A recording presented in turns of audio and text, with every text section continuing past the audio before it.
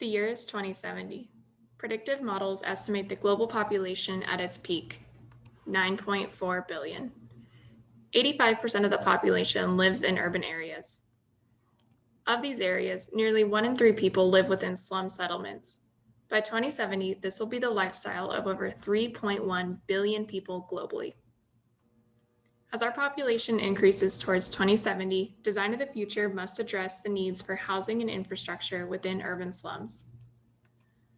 A slum settlement is defined as a community of individuals lacking one or more of the following conditions: access to improved water, access to improved sanitation, sufficient living area, and durability of housing. Two of the most pressing challenges that urban slums will face in 2070 are potable water and waste management. In many slums, access to potable water is already limited.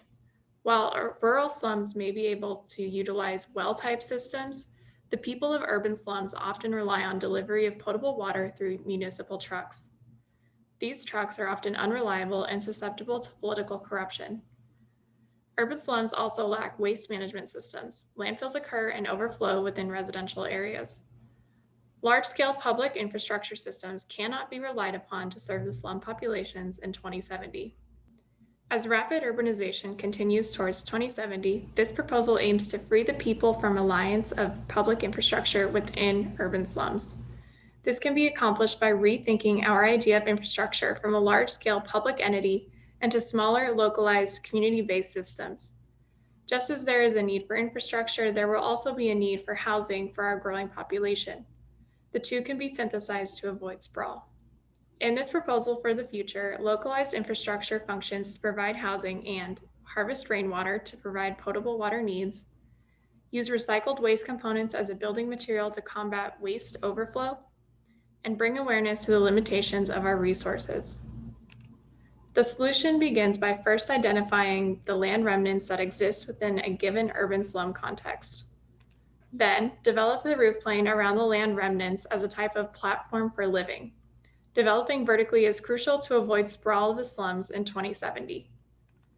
3, populate the platform with housing units. And 4, infrastructure to collect, purify, and store rainwater for potable use. Each unit is designed to shed rainwater to an absorptive platform, where it is then filtered and directed to a community collection point at the ground level. The collection point services all people. The existing community and the new rooftop community both share this resource. The system can then be spread among the urban slum context. This proposal seeks a new definition of infrastructure in the future that also becomes architectural and inhabitable as programmed space. For example, the water tower, yellow, acts as a community kitchen.